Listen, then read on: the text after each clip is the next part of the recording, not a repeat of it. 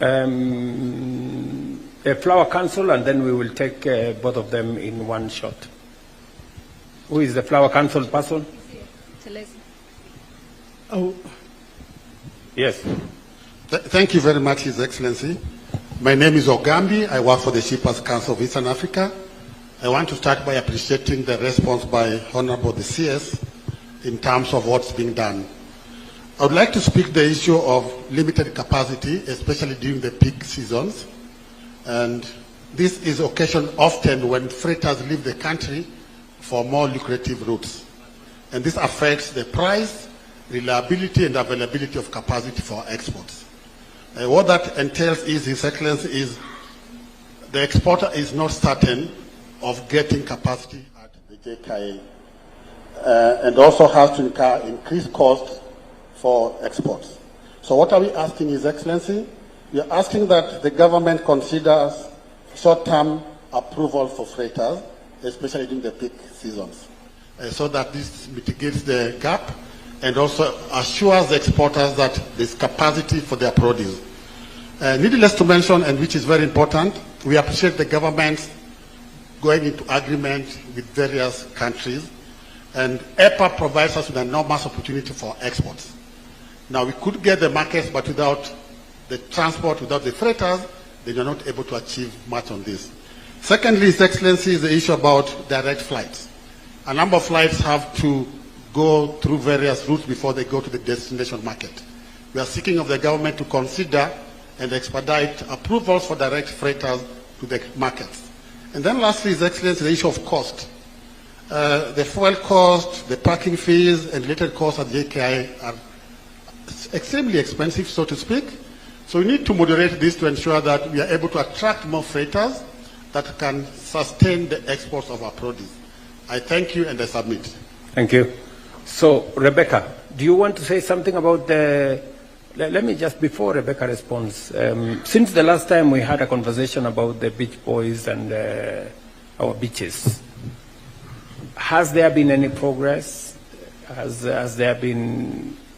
Have you engaged the ministry? Have you engaged the other stakeholders so that we can know? Because there must be an engagement, you know, because we cannot wake up one morning and tell everybody to leave. We need to have a structured way of doing this.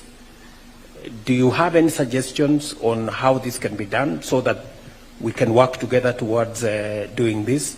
We don't mind, even if we have to build markets. You know, we have a whole program of building markets. We can dedicate certain areas where tourists can go, organize them into a proper market so that it is not littered all over the place. I do know for a fact that we've spoken to the county government officials. I start with Mombasa, and if you check with Mombasa County, there's a piece of land that already bought during the Balala's tenure, and that land is actually government land in your hands that was meant to move beach boys to that as a market area. The problem is that after the land was bought, it was never developed. So that land is sitting there idle. So if you check with the team, they'll tell you where the land is. We've spoken both to Kwale County on the same issue. Kwale has the problem they have that they don't have an allocated space to take them. So as an industry, we cannot engage the beach boys if there is no place to take them, because that's a livelihood they're actually aching from that area. So what we are requesting, that's why we're coming direct now to you, not to the county officials, that we have a policy to work with a proper plan on where are they going. As far as it stands right now, we cannot engage them because there is no place marked for them to go. Okay, thank you, sir. Rebecca, do you want to say something about this?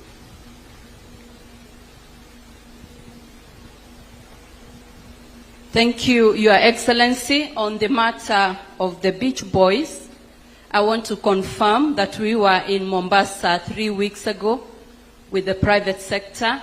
The progress that has been made, the county assembly now has a bill that has been tabled.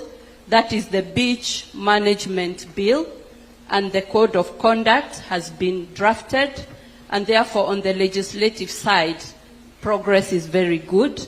In terms of then a marketplace. It is true that there is a piece of land. We are working with the private sector, and we are working with Mombasa County, the tourism police unit, to sort out some encroachment. I also confirm that we have some money in the budget to sort out, including the lighting for the evening. And as has been reported, there is a proposal to organize the traders there, the beach boys, into cooperatives and organized entities so that we can sort out this matter. But a lot of weightlifting is with the Mombasa County government, but we are working together with the county government. Okay. I hope you understand that there is need for collaboration between the national and the county governments. There is demonstrable progress because I think they also realize the importance of organizing the beach people into organized groups that we can support. Maybe what I can offer is if there are any challenges with resources to put up decent places for the beach people to carry out their business, between Rebecca and her colleague Alice Wahome, they should be able to find the resources to do a beach market for them.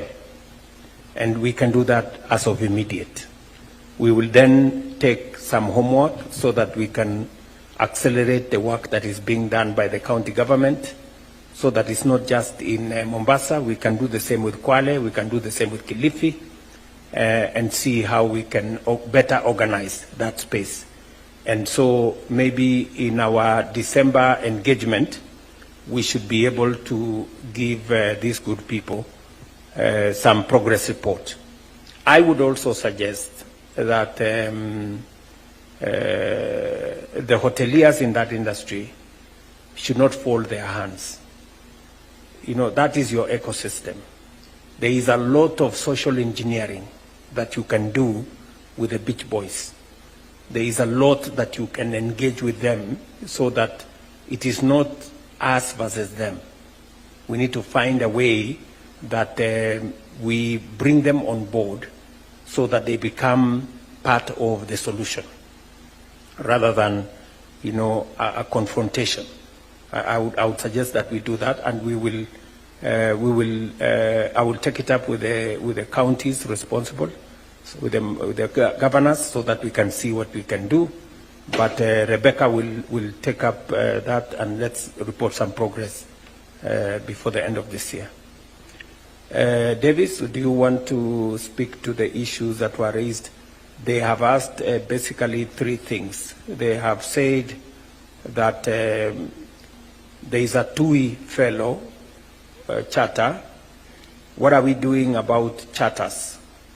You know, that's number one. We need to speak directly to charters.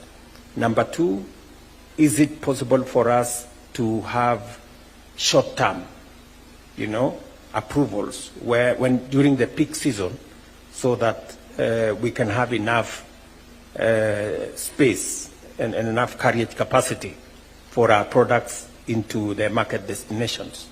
And then number three, is it true that maybe the fees that are charged are higher than other destinations? Can you maybe speak to those three things? Thank you, Your Excellency. TUI applied for to come in as a charter.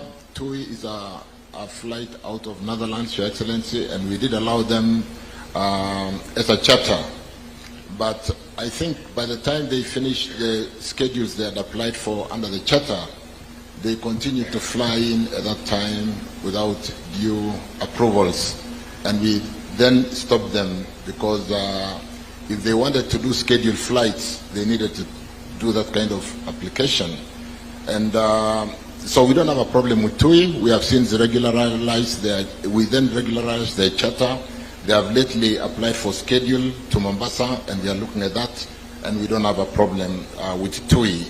But like I said earlier, Your Excellency, and like I reported to you about 2 weeks ago, we've had a few meetings with my colleagues from trade, Lee, of course, Kagwe, Rebecca, and myself with the industry, to basically, with Kenyawis, to basically confirm when we are giving out schedules, do we take advantage of our competitiveness, and therefore, when tourism is pushing us to allow a charter, are we taking advantage only of tourism, equally taking advantage of freights, because a number of the flights they bring in will have enough belly bottom to be able to freight out some of the green produce. So what we'll be doing tomorrow is receiving a report from the technical teams to basically assure ourselves that when frequencies are applied for, we don't deny because we are overprotecting our own airline or we are overprotecting another airline at the expense of freight or tourism and so on, or KQ for that matter. So we don't have a problem with TUI. We are reviewing the application they have made this time to have scheduled flights into Mombasa, but last time they overstepped the approval where they were given the charter and they went on schedule again as the bilateral air service agreement that was approved for that.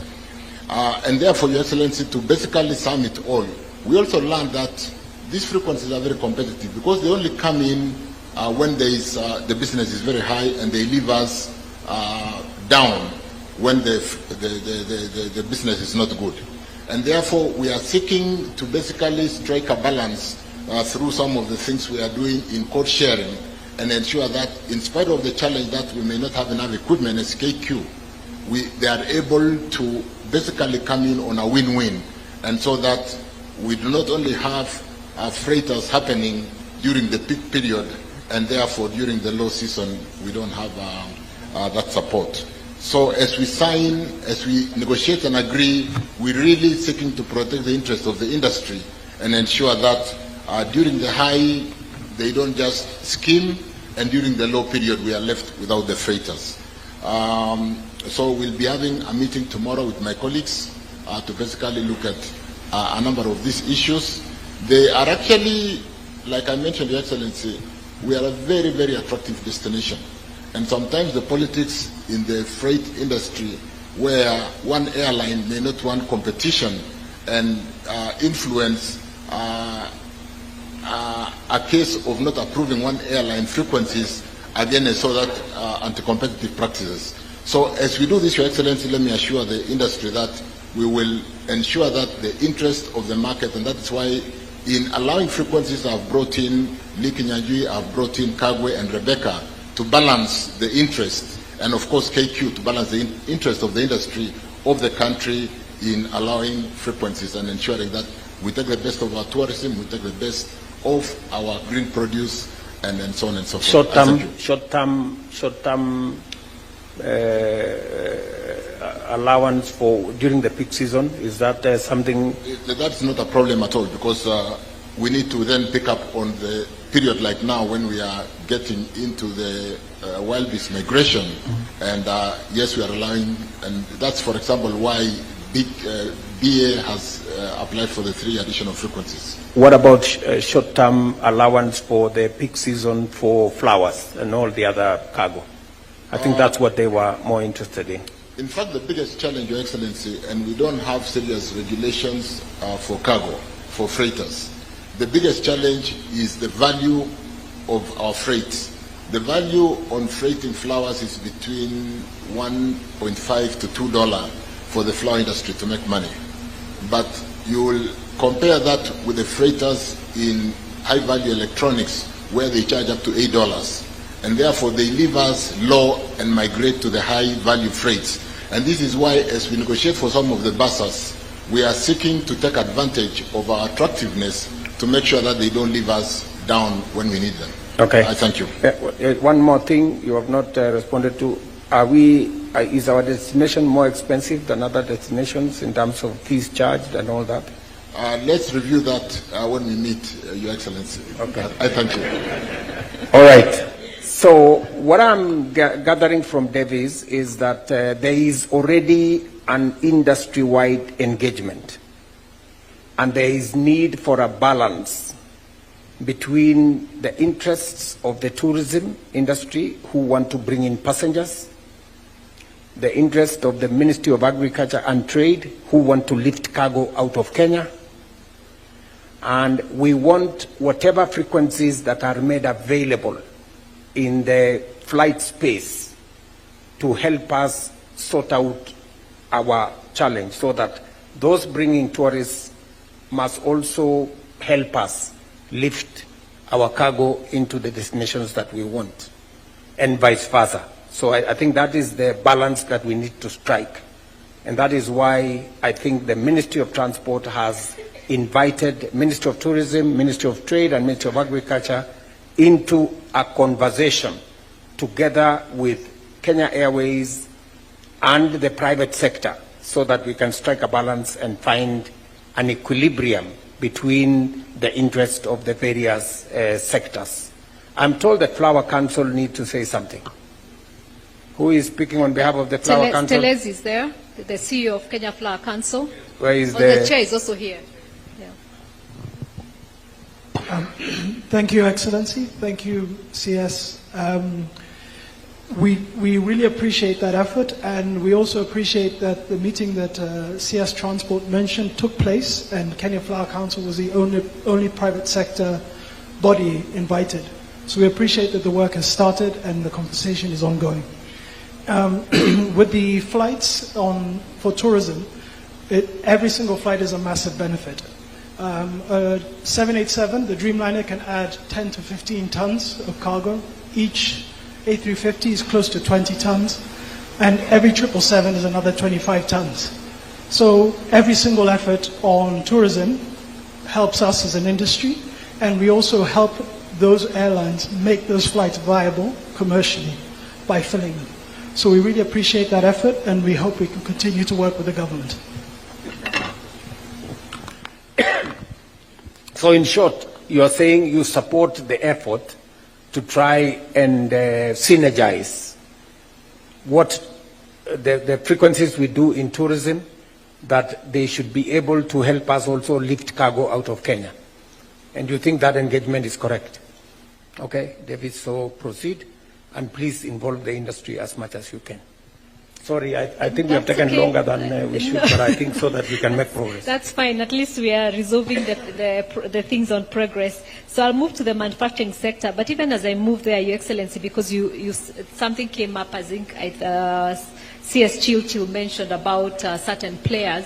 I think it's something we are seeing cross-cutting in different industries. And I think what we could ask government is to work with the established bodies on the harmonized positions, so that we avoid players who go around the established organizations and make shortcuts. So, and I think we've seen that. Parliament has also come to us on the same in terms of during finance bill, and really it's something I think we really want whole government to adopt. You know, when it's cross-cutting issues, we always bring harmonized positions as KEPSA.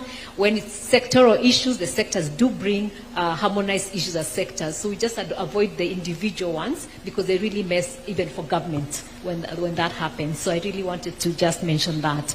So when we move to the manufacturing issues in terms of progress, the ones that were discussed, the first one was unpredictable tax regime. What has been done, the tax administration taxation issue has been resolved through the tax amendment laws in December 2024. I think what's really in progress, and I would like to see it fast-tracked, is adoption of the national taxation policy. And if that one is adopted, I think it will start resolving that issue. The other one that is in progress around that is that there was a follow-up meeting with the manufacturers to assess the status of the implementation of this on 27th June, and so we really would like to see that moving faster. The second one is the distribution fees and branding fees across counties. What has been progressed so far, KEPSA was involved in the formulation of the regulations to operationalize the County Licensing Uniform Procedures Act 2024.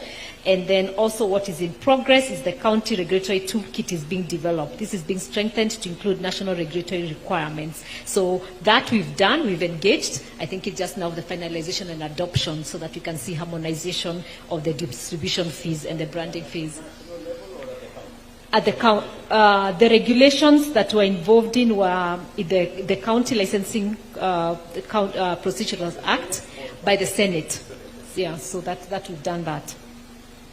Then the other issue was the hindrance in installation of other power source for industry. We got involved as KEPSA in the formulation of, again, the same act. And what we need resolution from this PRT is the Energy Net Metering Regulation 2024 do not cover installation exceeding 1 megawatt and therefore lacks provision for streamlining or setting timelines for the approval process for large-scale industrial self-generation systems. I think we only approved up to 1. We didn't look at the big ones. So I think that's what we'll need resolution in this. But that other one was done, and we really appreciate that. Then on the same, we had the low uptake of time of use tariff due to stringent conditions set. What is in progress is the EPRA agreed to review the tariffs with a new tariff to be published in 2026. The review process commenced in 2025 and we're involved in that. The other issue around manufacturing, the high cost of credit and capital, and I know this we discussed. We talked about the new funding to Kenya Development Corporation to support manufacturers and SMEs, and this is done. So at least that's something that we'll be able to report and say how is it working, because that's already been done. On the VAT refunds, just wait before you go there. I think there are 3 issues you have mentioned, which you have said something about the industry being organized and engaging with both the National Assembly and government as a unit, rather than individuals or individual companies short-circuiting the system. I don't know how we deal with that. I think you should help us as industry to stop your members. That's the reality. To stop your members from short-circuiting the system. Because what happens is your members, instead of using this formal channel that we have established with industry to process the issues that the industry wants to be done, either by government through legislation or through policy or through executive intervention, you instead, you short-circuit the system. I must tell you, many of your members bribe committees of parliament. That's so true. That's the reality. So, in the process, you should circuit this engagement, and we end up with legislation, policy, taxes that are skewed, that eventually distorts everything we are trying to do. So, as an industry, you know, you should get your members to engage with government, with the executive, with the legislature, in the formal channels that we have established. Yeah? I will be having a meeting with members of parliament on this very subject. You know, we'll be having a meeting with members of parliament in this very subject, because it is a source of concern that companies or individuals influence, you know, committees in parliament, influence chairs of committees in parliament or officials. We end up then with a distorted, you know, policy environment, because they end up serving individual companies, not the sector. So the sector also, surely, you must be people of integrity, you know, because if you engage with us in these formal channels, when you don't get what you want, you then go behind this whole thing and then create other things behind us, then you defeat the very purpose of this formal engagement. So, I don't know whether you should be telling me or I should be telling you. I will do my portion because I need to engage Parliament, but also you should speak to your membership so that we stick to the formal channels. That is number one. Number two, a predictable policy environment. You know, the tax law policy that is currently in progress. I'm happy that you have engaged with Parliament. We will fast track. In fact, that is part of my statement I said earlier. The Office of the Prime Cabinet Secretary is the one responsible for engagement between the executive and the legislature. That we will engage so that we can expedite that space. Again, we should also ensure that there are minimal requests by the industry to change policy positions. You know, because the other problem is when industry themselves come and say, okay, we want you to change this tax regime, and yet you have asked us, you want a predictable space.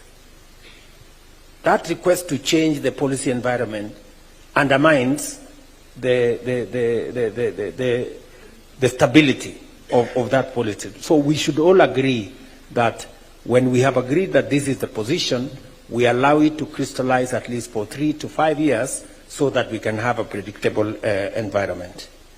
Lastly, is on your engagement with the Senate on matters to do with branding and licensing so that we can formalize. You have my 100% support on that. Thank you. And I will ask my officials to see to it, because it's a matter that we agreed to. We should just process the issues in the legislature, and we will try and push the legislature to expedite on those issues. Finally, there is a matter you have said about funding, and I have my CEO of KIDC here. Can you tell us something about what we agreed with this team and what is the progress on that? Do you have the progress, Caro, or you want her to speak to it? So we did engage, and I think maybe now she can tell us where they've reached. Thank you, Your Excellency. Kenya Development Corporation has set aside funds to focus on manufacturing. Your Excellency, this is one of the key focus areas of our strategic plan, the manufacturing sector. We have gone ahead to try and resource various credit lines in order to support the manufacturing sector. So we are looking at countries where our manufacturers are actually exporting to or importing from to try and negotiate various lines. Currently, this financial year, Your Excellency, what we're looking at is about Kenya shillings 3 billion in terms of internally resourced money. Equally, we've received about 4 billion Kenya shillings that we shall be channeling through various financial institutions to SACCOs, to microfinance institutions and tier 2 and 3 financial banks, so that they're able to support also manufacturers that are not able to directly access from us. But Your Excellency, we have the 15 million Indian credit line that we are seeking enhancement to about 250 million. We're in discussion with the National Treasury on this enhancement. Equally, we have negotiated with Saudi Exim. We hope that we can also close on another credit line that will also support manufacturers and exporters. So that is currently what we're working on, Your Excellency. Thank you. So I think Madam CEO, maybe we need a broader engagement with the private sector and with industry so that they can better understand what you're doing from that space. So that I think a broader engagement, I like what you're saying, that you have engaged, and the industry should look at the opportunities that are available, because this is credit that we are making available that is not commercial. Is it commercial? It's not commercial. It is concessionary financing to support the industry. I am happy to look for government resources to do more in that space if the industry aligns with what we are doing. Apart from the resources we are getting from different development partners, we can commit our own resources as GOK through Kenya Development Corporation. We can even de-risk some of the investments that you want to do by taking a stake, even if it is 20%, and putting in our money. Do you understand that, madam? Yes. Yeah, we should be able to do that, especially on the critical sectors that maybe industry is not very comfortable. We can put our resources, de-risk some of your investments over time, and then we can walk out when the investment is stable and the industry is comfortable. So I think, Lee, you should be able to pursue that. We can approve maybe 10, 15, 20 billion shillings into KDIC to help industry get concessional funding, but also we can de-risk some of the investments they want to make in growing our industrial capacity. Thank you, Excellency. Thank you, Excellency.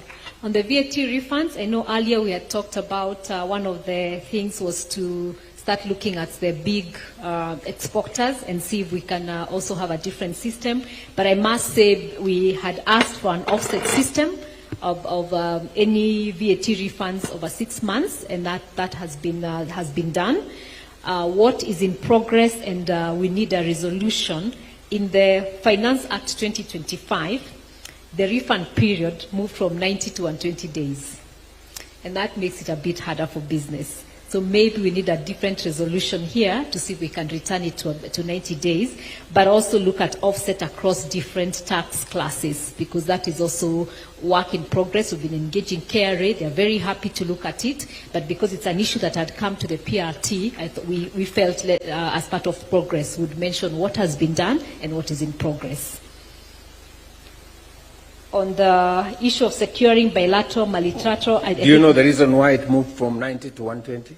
Was there a reason? Was there a reason? Lee, did you... It was a cash flow issue.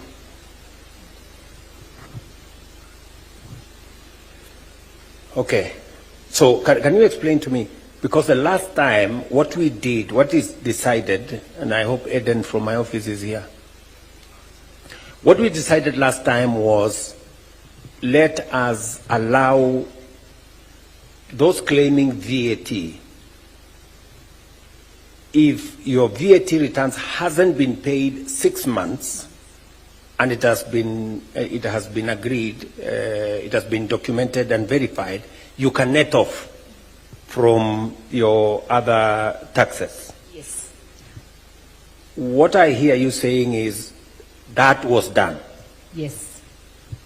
Yeah? That was done. We passed the law, and you can now do that. And there are people who are doing that. Yes. Is that correct? Yes. Now, you want us to do more. I think when we presented that... I think there was a fellow called Oliver Twist. No, what's in progress is looking at, with the tax, with the Finance Act of 2025, moving now from 90 days to 120, even for the refunds, that creates a new challenge. And we felt because we had already agreed on the other one, how do we resolve this in this meeting, because it was part of this meeting. Okay, so the gentleman from my office, let us do this. Let us, and we'll engage with Treasury to find out why this moved. And Lee, you should be able to take it up on behalf of the industry. I hear you also saying that maybe we should allow the netting of VAT from even other tax obligations. Yes, they're tax classes, because they're different tax classes. Yeah. Yes. So that is something I am willing to consider. We should be able to consider that because I think it helps industry. So let us look at three things, and we will report back in December. Number one, we allow industry to net off using other tax classes. Yes. That's number one.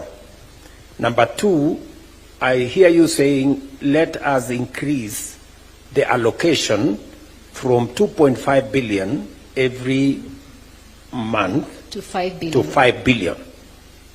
That is another homework. We will take it back and look at what does that mean to us in terms of our other tax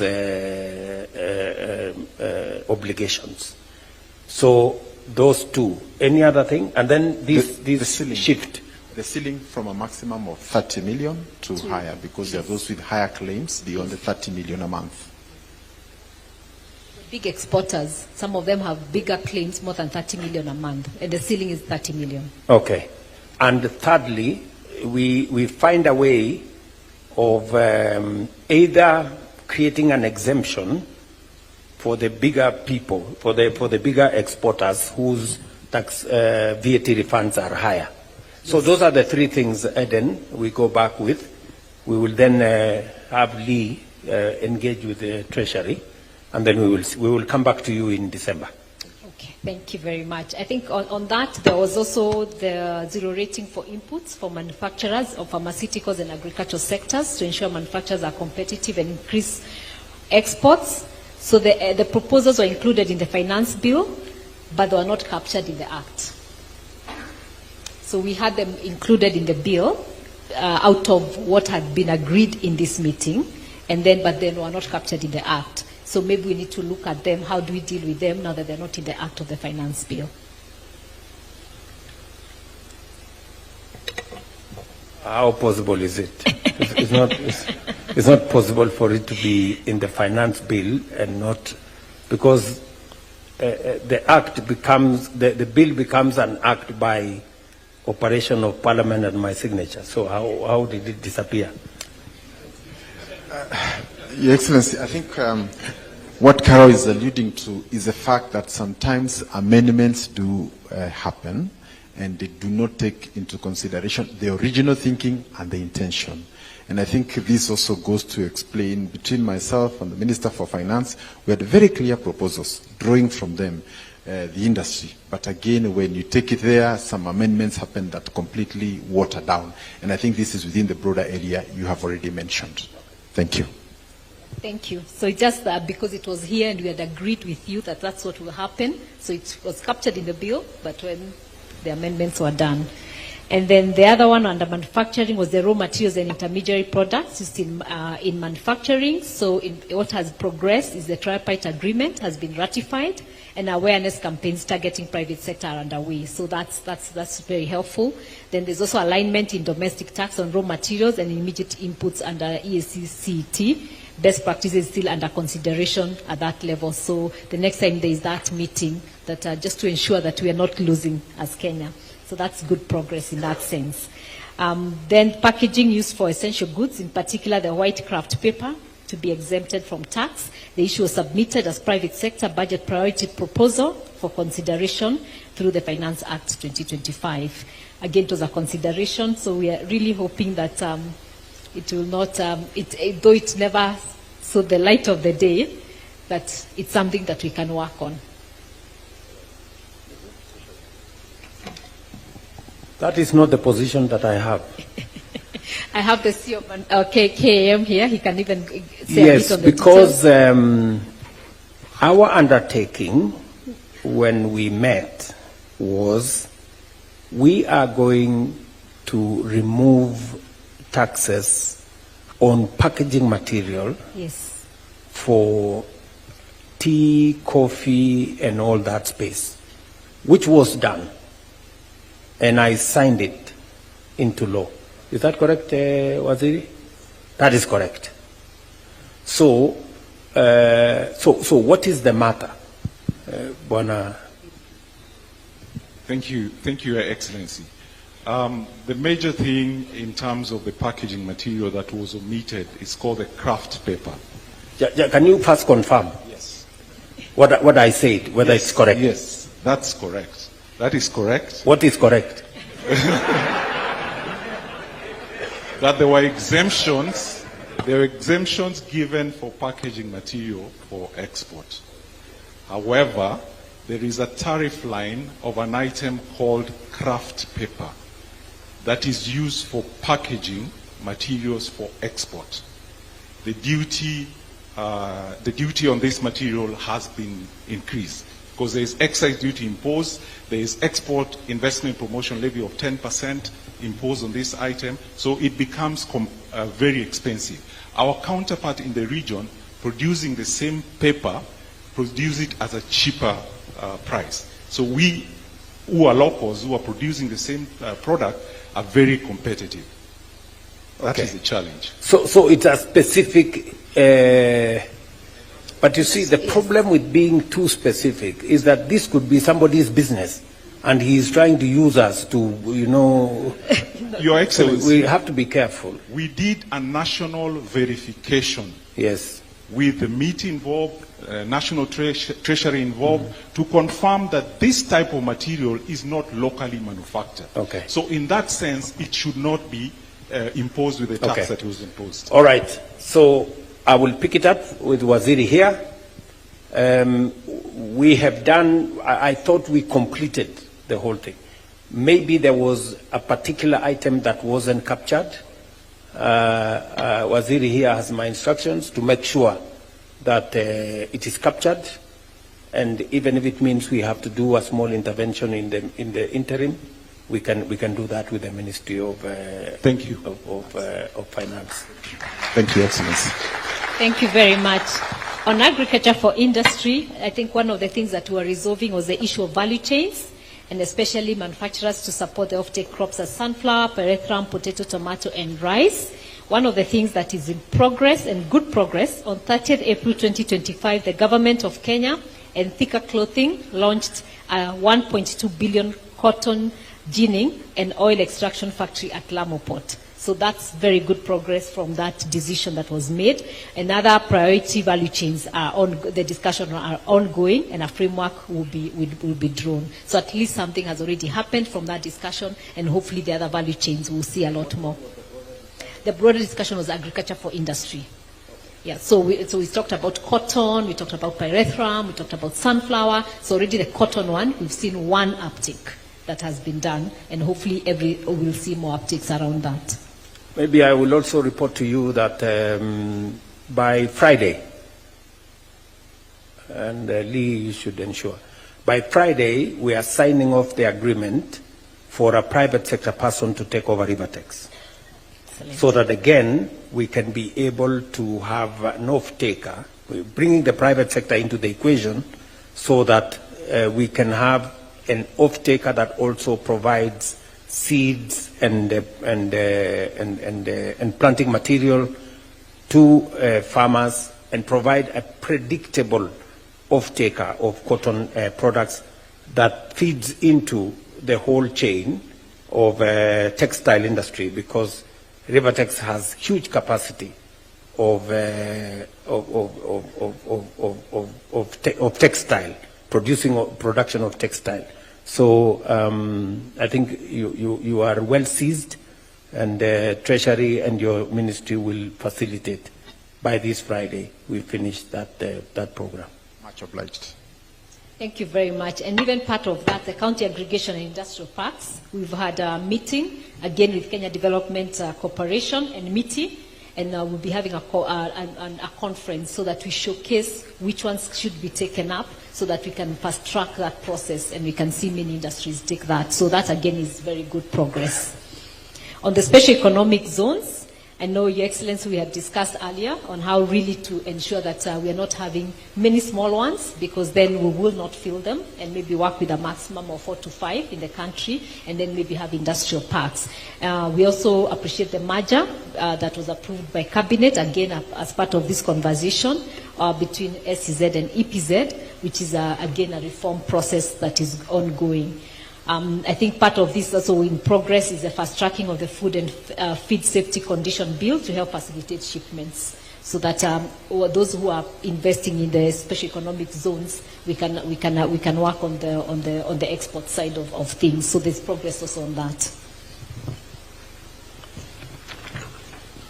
Maybe on the county aggregation and industrial parks, and together with the special economic zones, I want to persuade industry and the private sector to tap into the opportunities that come with the expanded space in the special economic zones and the county aggregation and industrial parks.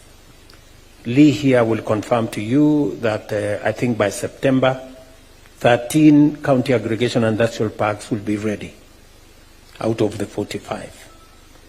We are expecting industry to work with us in operationalizing these county aggregation industrial parks, so that you can work with us together with other actors in defining what kind of common user facilities do we need in these spaces, what kind of primary value addition is required, and therefore what kind of equipment is required. Once we have acquired the facilities, the value addition capabilities, these should not be operationalized by government. It should be done by the private sector, either through cooperatives or SACCOs or other, or even individual private sector players who can lease these facilities and get our value addition program underway. These facilities, much as we are developing in conjunction with counties, it is for the private sector. We are making it possible for the private sector. Instead of you investing in brick and mortar, we are investing in brick and mortar for you. We will also put in, hopefully, the common user facilities. It is now you who should operationalize, do the value addition program, and then we will work with you on finding the routes to market. Because already we are putting up 400 markets across Kenya that have cold room facilities, that have, and many of them have begun to be finalized now. So there is an opportunity that we have built, the market infrastructure we have built, but the software and the know-how and the operationalization will be done by the private sector. And I hope, Caro, you're sensitizing your members to take advantage of these facilities and operationalize them as we encourage primary value addition agro-processing capabilities across the country. And so it is with the special economic zones, the 6 special economic zones that we have put money in Busia, in Eldoret, in Nakuru, in Sagana, in Thika, all the way to Mombasa. Just for record, in October, I will be going to the special economic zone in Vipingo. We have agreed with Afri-Exim Bank that we begin the journey in Dongokundu before the end of this year to put the horizontal infrastructure, and also in early next year in Naivasha. They have provided the resources, we have provided the land, we have signed the agreements, and we want, as we roll out the horizontal infrastructure, the private sector must organize themselves to take advantage of these facilities so that, again, we can drive the whole manufacturing, processing, value addition space into the future. These are interventions that government can only do a fraction, but the real people to operationalize these spaces is the private sector. And if there is anything that we can do to add into that space, including what KDIC will be doing, we will be happy to do it. Thank you very much. I'll move to the ICT sector on progress in terms of the issues that were discussed. One of the issues was the KRA to really sensitize SMEs on the e-teams through their member associations. This is work that is ongoing and sensitization is happening, so that is helping, and you're not hearing a lot of noise now on the e-teams because there's sensitization. Then there was the other issue of a policy around implementation of the sectors, especially the startups, being that don't survive because of just the changes on funding and all that, and being able to list even on NSC. And this, we really want to thank the Ministry of Trade and the Ministry of SMEs because of the startup bill, and that will address that challenge so that funding issues and being able to grow and list on NSC. So again, that is done. So there's no more work to be done there. I think it's just the implementation of that. And then on the data protection laws and regulation harmonization across the EAC, that's in progress. The Secretariat has been established and Kenya is represented. So we are monitoring that as we go along.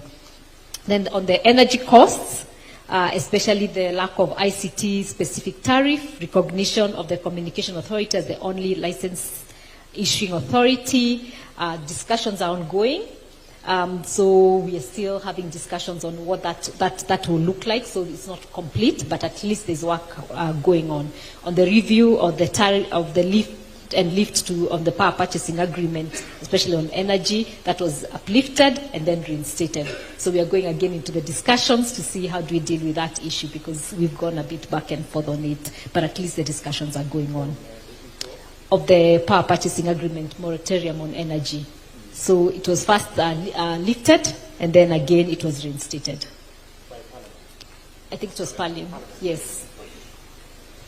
Yeah, so sometimes there are, and I know you're challenging, Your Excellency, because there are things we'll agree here and then they'll change in Parliament. So we have to keep going back and forth a little bit. And maybe in the roundtable in December, it's also to have representatives of Parliament on some of these key issues, and it's so that we can have an agreement together.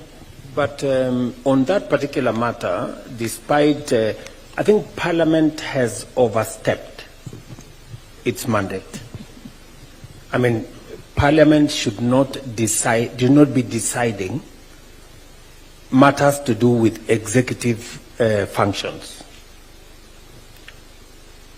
We cannot, we are operating at the edge. I think last month we had the highest peak consumption in Kenya's history, a new high, because of all the things you people are doing in industry and others. And we certainly need another 5,000 megawatts into our grid sooner than later. 3,000 where we are, 3,500 where we are now is very constricted. And I have given instructions to the Ministry of Energy, and I've given them policy direction. In spite of what Parliament has done, we have opened up that space for power purchase agreements, and we are already negotiating with many of the players in that section. We are also looking at other power alternatives, including nuclear energy and all the other power sources. So that conversation is going on. My direction to the Ministry of Energy is very clear, because there are industries that cannot come and set up in Kenya merely because they look at our grid. They possibly could need 1,000 megawatts and they can't find it. So they go and look for other different destinations. So we are reorganizing that space, and just give me a bit of time, and I think we will have a clearer, because by God's grace, before 2030, we should have doubled. And 2030 is not very far. Maybe, we should have doubled the grid that we have. So, and that is and we should try and do it with renewable energy as much as possible. So I think that is that. But just to give you comfort, in spite of the parliamentary things, we are clear on how that is going. Thank you very much. That's very helpful. We're also meeting them for a roundtable in October, so we'll also keep sensitizing them on the need to really not go back and forth on some of these agreements. On the issue of the high ICT power users unable to directly contract power offtake from IPPs, this, though we discussed and didn't have a resolution, what has been done, which we are very grateful about, is the energy, electricity market bulk supply and open access regulations 2024 that has now legally allowed ICT companies and other high energy users to contract directly with IPPs through the power wheeling arrangements, and that's very commendable, and we're very grateful to the government on that. On counties overstepping their roles in overseeing ICT build and lack of efficiency and at times repetitive taxes for one service, so as KEPSA, we're engaging them in the formulation of the regulations operationalization, the County Licensing and Uniform Procedures Act. So hopefully once that's done, this will stop being an issue. And then the recognition of infrastructure sharing best practices that allow other utilities to share and facilitate the quick deployment of ICTs. We didn't really reach a resolution here, and so we really need to do that. And what we think is establish a policy to promote infrastructure sharing for ICT infrastructure. So I think that's what our recommendation would be, because we didn't really get to this to resolve this issue in the last ICT. The recognition of infrastructure sharing best practices allows utilities that share and facilitate the deployment of ICT. So that each person, and I don't know who is here from ICT, you find that they dig up to put one thing, then someone else comes and digs up to put another thing, instead of all sharing the related facilities on one. So just a policy on that. It will also make our roads and our environment a bit more tidy. So that's been an issue. So everyone comes in and has to pay a different license and all that. Then on the ICT infrastructure, such as fiber and towers, are not classified as critical infrastructure. So what is done, there was a review of the building code under the Ministry of Lands and Housing, and held the building code as reviewed and gazetted. So that's done, so that's not an issue. But we're also discussing the critical infrastructure bill ongoing in the National Assembly, Department of Committee of ICT, so that apart from the policy in the ministry, we have it as an act of parliament. And then the review... I think we should just report it as progress. Progress. We've done, yes. we have done what we committed, yes. in short. Yes. Yes. And we have done what we committed on two things, which you have said. Yeah. Number one, you have said that on the matter of people who want to directly, either generate their own energy and use it for their facilities, or work with those who generate the IPPs, the independent power producers, and directly have a relationship with them. Initially, the law did not recognize and did not allow. So what we did, we changed the regulation, and the regulations have the power of the law. So the regulations now gives independent power producers to engage directly with consumers who want to do that. So what I committed to you, we have delivered. You have done it, yes. That's right? what I said, that's done. So that one is done. Yes. We also, on this subject of recognizing the towers and all this, we have also changed the law to recognize it. You've done the policy, it's Yes. done, so we're just waiting now for Parliament, who we're engaging to make it an act. To make it an act. Yes. So the policy has Done. been done. Yes. So that we have achieved. Yes. And finally, on this sharing of critical infrastructure, The shared infrastructure. of what ICT. we did, and maybe we can upgrade it, we decided ourselves that we are not going to be digging trenches all over the place. We decided to use the infrastructure that is available in Kenya Power. As you notice, we have lifted all our ICT infrastructure from ground to the Kenya Power poles. It's a meter. It has a much more robust infrastructure. You don't have to dig nowhere, and yet there is power everywhere.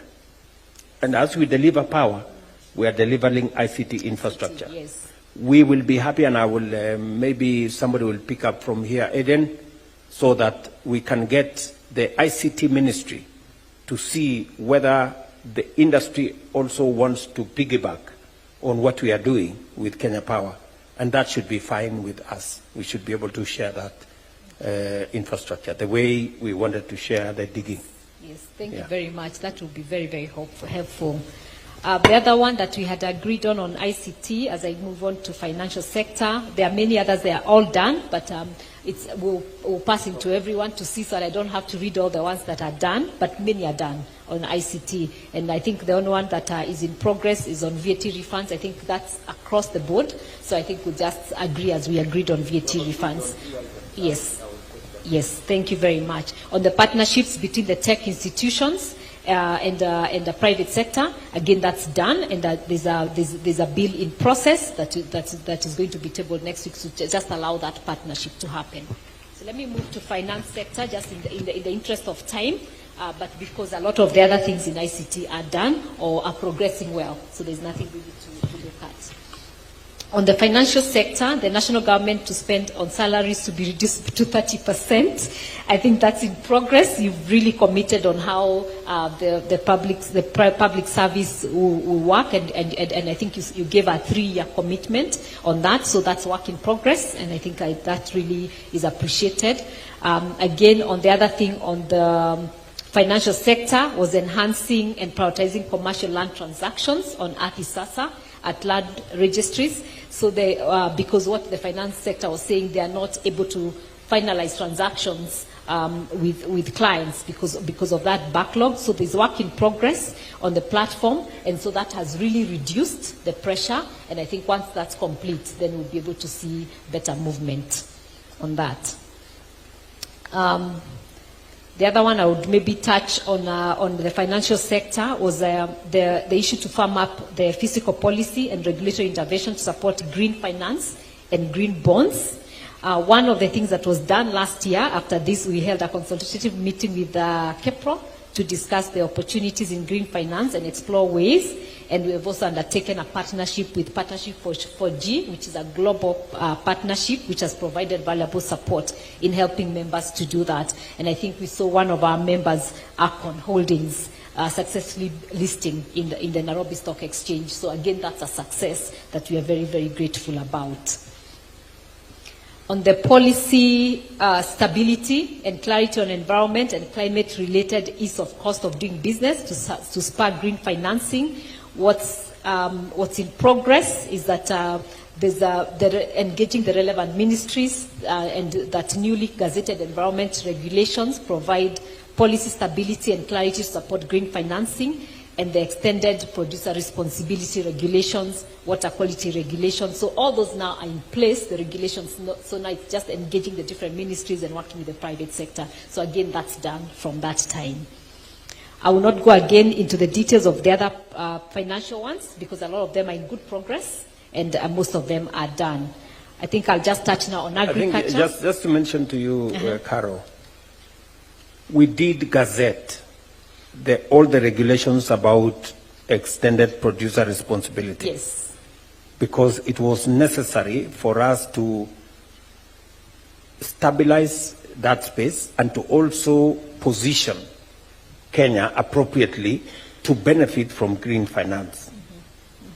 I think the regulations have now come into force. Yes. And we are now working with industry to make sure that importers are sensitive to where their products eventually end. And that end must have a mechanism for making sure that they don't destroy the environment. So I think that has been, we agreed here that we should have a proper legal environment that positions Kenya appropriately. That has been done. Yes. We passed the regulations, I think 3-4 months ago. Now the NEMA is in charge, is the implementing agency, and we can credibly, position Kenya in that space as a climate-sensitive destination. What I think I would ask industry is for all of us to respect and to work with the regulations as they have been passed. We should avoid the short-circuiting, again, in that space, so that we can position the country appropriately and we can benefit from green finance, which is a big pool of resources that we can make available for not just the public, but also for the private sector to benefit from funding. So I'm happy that there was agreement. There was public participation and there was agreement in that space. And why I'm saying this is just to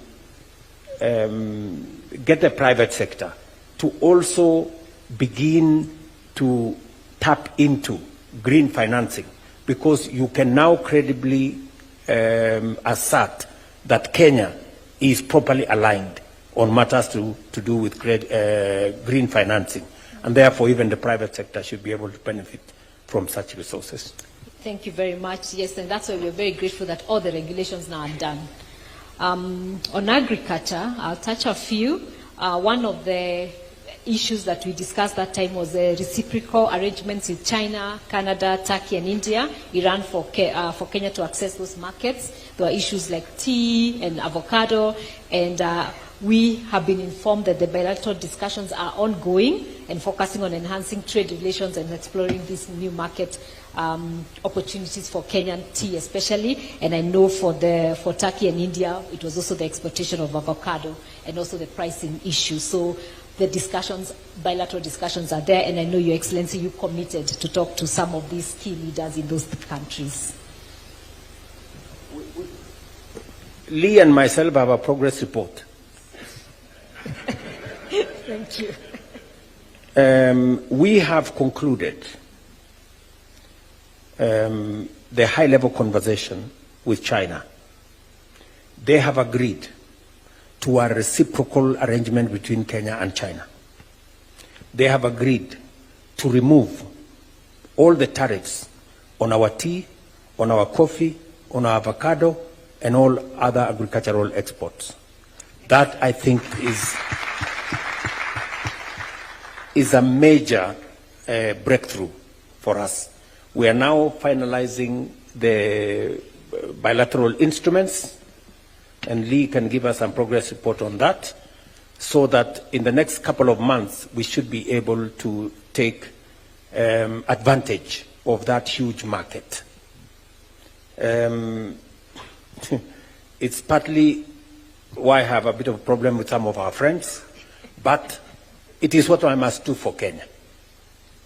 It's in the best interest of Kenya that we get into this market. Some of our friends are complaining that we are doing too much trade with China. Honestly, when I sat with President Xi, I had a very candid conversation, and I told him that Kenya is importing 600 billion of products from China. Yet we are only exporting maybe 300 or 5%, according to Lee. You know, that trade imbalance is serious. And that is the reason why they have opened up their market for our agricultural products. And that is good for Kenya, you know, and that's the right thing to do as somebody who was sent by the private sector to go and negotiate those markets. I thought you gave me instructions to go and negotiate for this one. We did. We did. And you did a good job at that. So Yeah. very grateful. So we are progressing conversations with India. We haven't quite had a breakthrough with India. We haven't quite, we are very good with where we are with Turkey and Canada. And so these are the markets. Can you tell us, Lee, can you tell this audience the progress we've made with access to the Chinese market? Thank you, Excellency. I think the first thing to note is that China is a 1.4 billion market. Some of their smallest counties, what they call provinces, are probably 140 million people. So if you are to plug even into 1% of our tea and coffee into that market, will completely change the lives of Kenyans. And therefore, as a result of that, the head of state, President William Ruto, made a state visit, and we made it very clear. We are coming for the interests of Kenya. And following that visit, we've had 2 meetings here in Kenya, and we are now finishing the mechanics of how it will operate. Just for you to appreciate how serious the matter was, because Kenya is a middle-level income country, some of our exporters to China have to pay 10%, while our neighboring countries pay 0 because they are low-level. So we have importers who take their products to Rwanda and later export it to China as Rwandan product because of that. Now with the removal of that, they can export directly to China. So that's a landmark. And areas like Kajiado and Laikipia are particularly very good for some of the commodities that we are taking there. So, Your Excellency, I want to confirm that we have very good conversations with China, and our conversations around any other country that is trading with us will be based on what's best for Kenya. Thank you. Thank you very much. That's very exciting news, and that's done. And I think as we look at new markets, we'll continue to ask you to be the brand ambassador for Kenya on those markets.